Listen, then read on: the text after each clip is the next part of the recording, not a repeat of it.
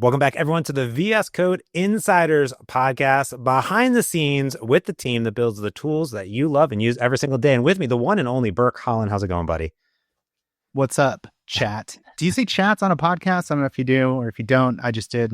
Well, maybe probably listeners, or they could be viewers, because if you could be watching this on the VS Code YouTube, like, subscribe, ring that notification bell. Of course, you can subscribe on your favorite podcast application.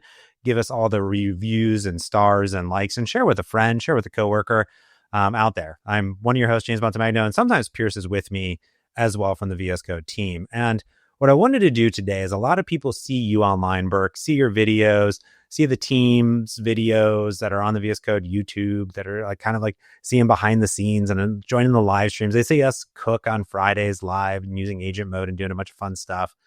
But one of the things that I think really caught a lot of people's attention was this custom chat mode that you had developed called Beast Mode. And we've talked about it. You've demoed it. We've done live streams on it. But I think what I wanted to do was unravel chat modes in general, because I don't really think that a lot of people understand what they are, why you would use them, or even how you would go about developing one.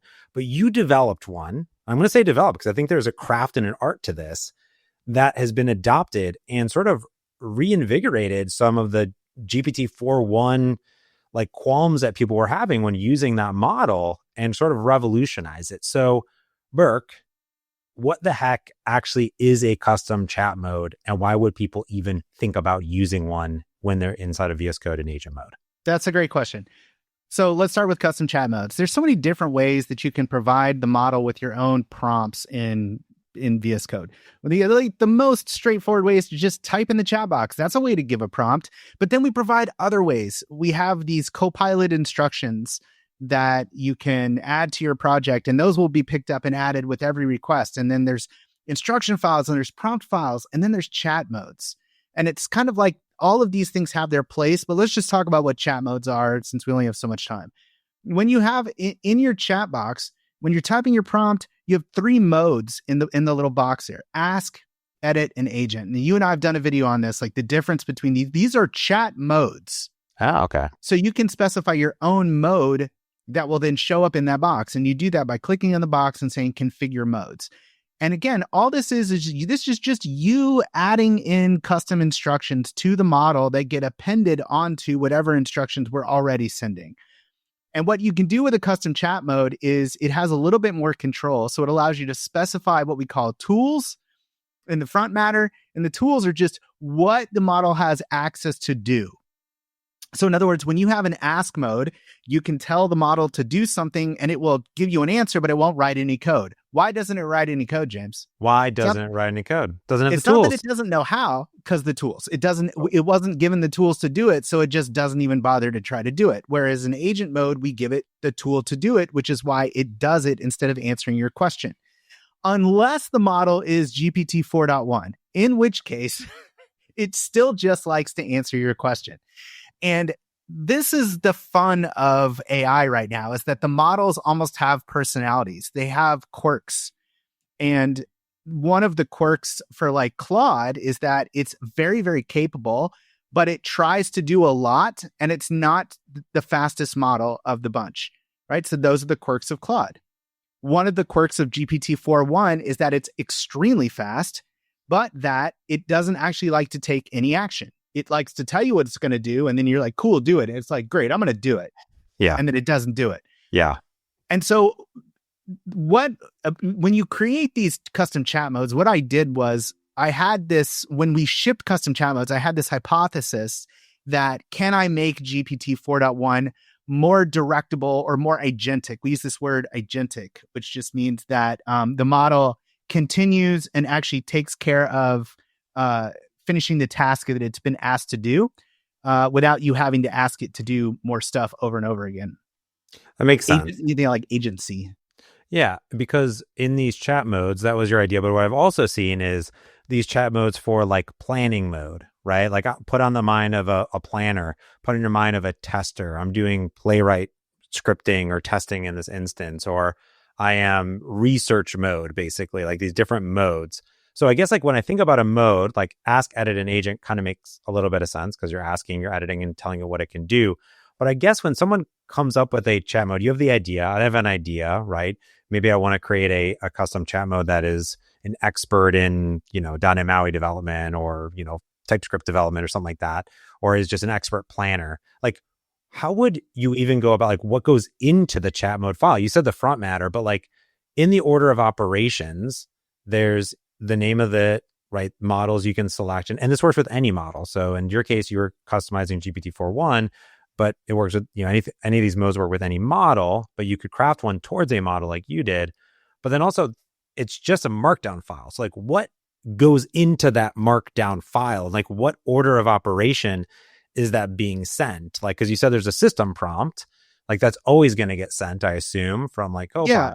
What would, if someone's thinking about, I think I may need a chat mode, but what would I even put into that thing? What's the minimum and then mid and then you went all out, B style? Yeah. So when we have the system prompt, which is getting sent, and that prompt, if you could go in and you can look at it, it looks something like you are an agent, you're a coding agent, your name is GitHub Copilot, you are tasked with completing the user's query. Do not come back to them until you have completed it. And there's different things for different models in there. There's a keep going prompt, which is essentially gives the model more agency.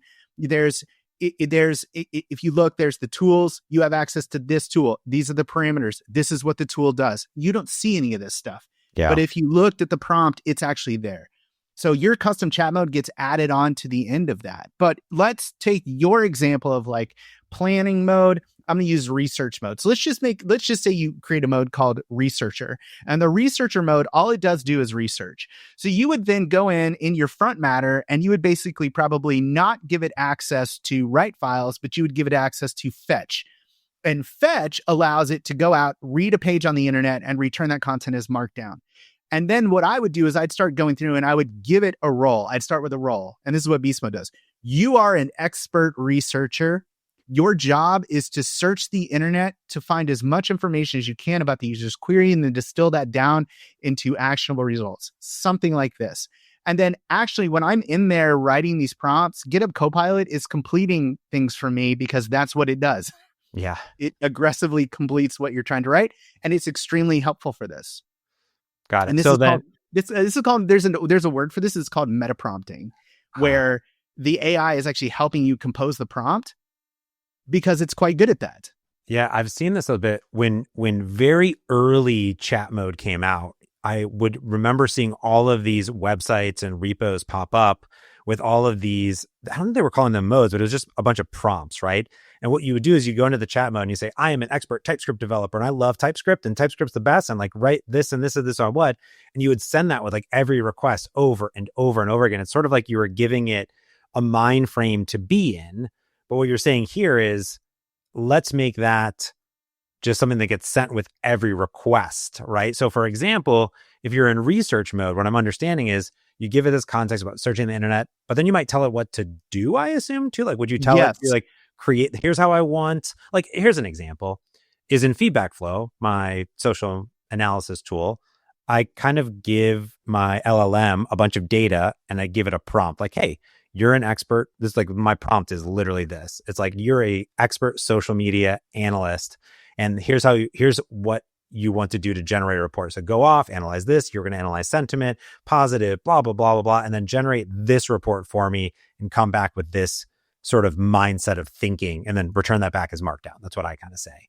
Now, that's an extreme, but I'm assuming there's some crossover between you're a TypeScript expert or you're a research expert and what goes into that chat mode file. How much stuff are you putting in there to get? Let's walk that out. So usually you start with the role. And then what I do is I try to give it exact steps that I want to follow. Because when you're writing prompts, you can think of prompt engineering as just giving the model the answer that you want. Because theoretically, if you put all the context in the right order in the prompt, the model is just going to spit back out to you the correct answer from that. That's all you're really doing with prompt engineering. Yeah. So in the case of a researcher, what I would do is I would say, I want you to follow these steps. The first thing I want you to do is I want you to do a Google search for the subject the user has asked about in the format google.com/ or maybe I should say bing.com/ right? And then the query parameter and then the user's query. And I would put it in there. It doesn't matter what syntax you use. It can read anything. And then I would say, and then look at those search results. If any of the results on the page look like they're relevant to the context, then you need to fetch those. Then step 3, you need to recursively perform this operation until you feel like you have enough context. And then step 4, you should re-examine the context at this point and decide if you need to do any additional Google searches to actually have enough context, right? So you really repetitive. You have to think about models as being like, almost like little children, where you have to tell them the same thing over and over and over again in order to get them to complete the task. You have to be very specific and very repetitive. And then I would specify the exact format that I want the results in.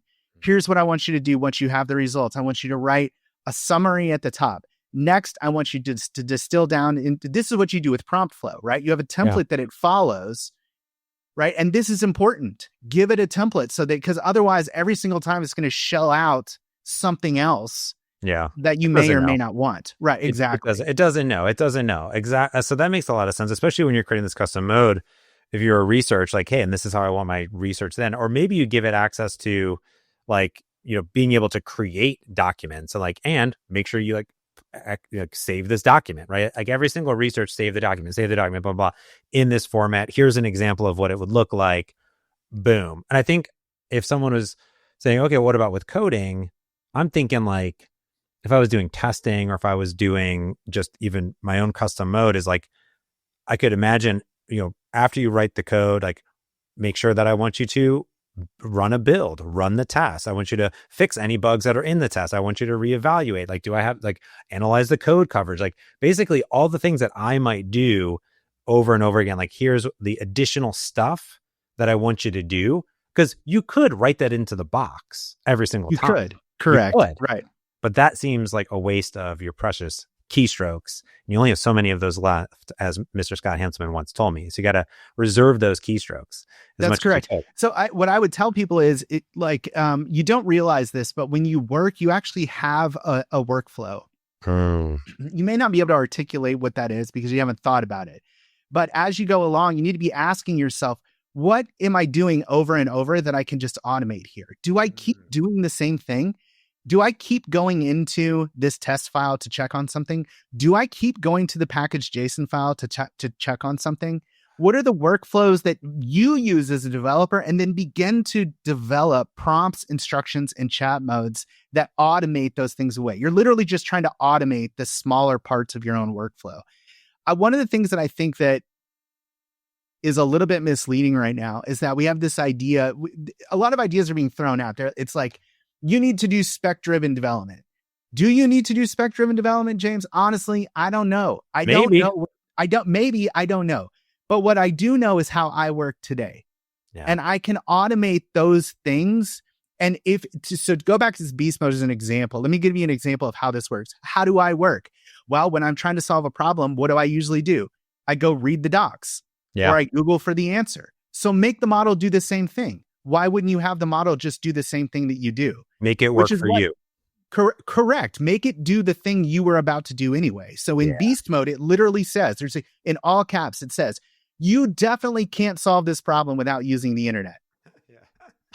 On a line, because I want the model to I don't want it to think that it, who said this? I think it was, who's Chris Harris, the Python fellow. Anyway, he told me once, he's like, models are like a senior dev that's really, really confident that they know the answer and they don't want to look up any context because they know, but they don't know because their training date's out of date, whatever. And so you really have to force it. You definitely cannot do this without using Google. Yeah. Don't even try. Yeah. So and it's in a very opinionated workflow that you're piecing together, but it matches how you work as a dev. I like that. I think that's the sales pitch for chat modes. I think if we were to update the documentation, which is like, what is a chat mode? It's defining a workflow for using, using the agent, right? Like all the things that we're talking about are workflows, right? I think about how you automate anything at the end of the day. Like, almost like a rule, like you're in Outlook creating rules. Like if it does this, then go do this and put that over there and then do this thing. Like tell it to do the things that you want it to do. So when you're creating this mode, so I think people hopefully that'll actually solve a lot of like what I think of a chat mode in general of, and I can start to think about these different chat modes and how it would be used. You can use it with any model. But I wanted to actually talk pretty deep about how you developed beast mode, because I read some of your blogs a little bit deeper on it. But if somebody was really prompt engineering, really chat mode engineering, like what were the steps that you took, because you really crafted it towards 4.1 specifically to get the most out of it? Like how, because if you read the beast mode, it's pretty long, it's involved, there's multiple versions of it. What were the steps that you took to make sure that what you were putting in that chat mode was really finely tuned to the model? Yeah, I mean, like anything that you look at that looks complex and well thought out, it's really just it's a combination of a bunch of iterative steps over time, right? Like when you read a book, that book was written over like 3 years, right? It's like 250 pages. You're like, how did somebody do that? Very slowly over a long period of time. Beast mode is the same way. When I put it together originally, what I had discovered I already knew from working with 4.1 and trying to get it to replicate certain things for demos that I was doing internally for people, is that it would follow specific steps if they were numbered. So if I said, I want you to do this, don't do anything but this, and follow these steps exactly, I knew that 4.1 was good at that. And so that's where I started from. So the initial beast mode was like, I want you to first think hard about the problem. And some of this I'm actually taking from other system prompts. I'm looking at system prompts that have been posted on the internet and seeing like, well, how is this done in Copilot right now? How is this done in Claude Code right now? How is this done in Codex right now? Right? I'm looking at all of these different things. And what I get out of that, the initial version is something that works okay. The agency seems to be better, but I'm having trouble getting it to improve. So I'm saying, I'm asking it to use a to-do list or do this or do that, and it's not following my instructions. So at that point, I don't know what to do. So this is the point at which I go back to what I should have done in the beginning, which is read the documentation. Go figure. Right. Which no developer likes to do, right? Just like, give me the thing, I'll figure it out on my own. Yeah. But when it comes to models, it's really important to read these prompt engineering guides, because they'll tell you in there what it is that the model responds to, because they trained it so they know. So for instance, like with GPT-5 actually looks for a specific tag called tool preambles. And if you put something into tool preambles, it will execute that before it calls the tool. So if you want GPT-5 to tell the user, give me one line about what you're doing and why before you call a tool, it will just ignore you. But if you put it in the tool preambles, it will do it every time. Oh, interesting. Right. But you wouldn't know that unless you read the docs. And until you tell me right now on this podcast, I would not know. You have no idea.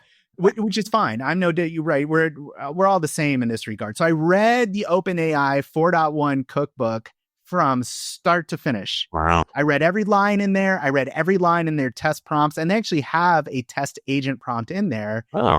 And the whole top of beast mode is lifted straight from their agent prompt. And in their agent prompt, they're doing this ridiculous, you are an agent. You have everything you need to solve this. Don't come back to me until it's done. I want you to finish the task. You can finish the task. They say it 7 times. You can do it. 7, yeah.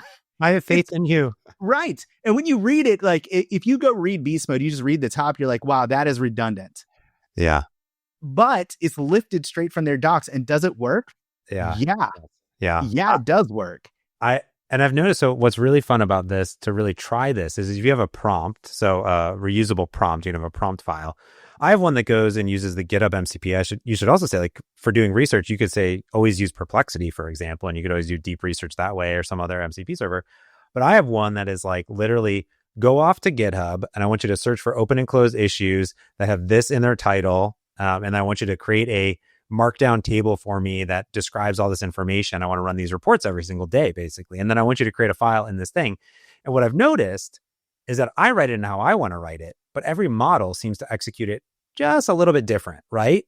It seems to just call tools a little bit different or do something different. So what I've been doing is saying, okay, I'm going to fine tune this prompt for this specific model because I know how it works and how it actually is using and calling these tools kind of like you're saying, like with the preamble, for example. And I think I've noticed that maybe 5 mini is like the one that actually understands me. Maybe it understands me a little bit more in this kind of custom prompt.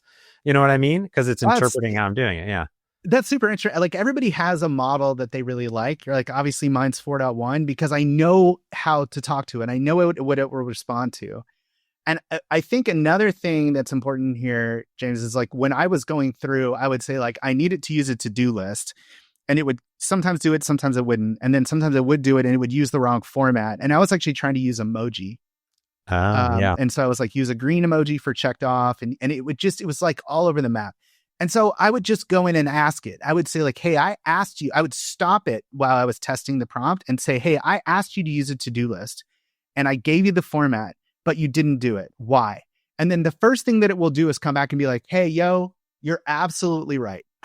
I didn't, and I should have. I'm going to do it right now. And then I'd stop it again. And I'd say, I want you to explain to me why you did not follow the instruction. It would come back and it will tell you, you said do this, but earlier in the instructions, maybe in the system prompt, it said this. And so then I would ask it, what is a format that you will understand every time? And it came back and it said Markdown. Most language models are very good at Markdown. And so that's how I got into using a Markdown to-do list. And I said to it, I said, okay, great. Write the prompt for a language model such as yourself that would cause you to follow this instruction every single time.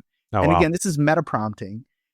Get the model to explain itself. It doesn't want to, but if you push on it, it will. And then it will write its own prompt. It doesn't work every time. Sometimes it still just ignores it, but that's another strategy that you can employ.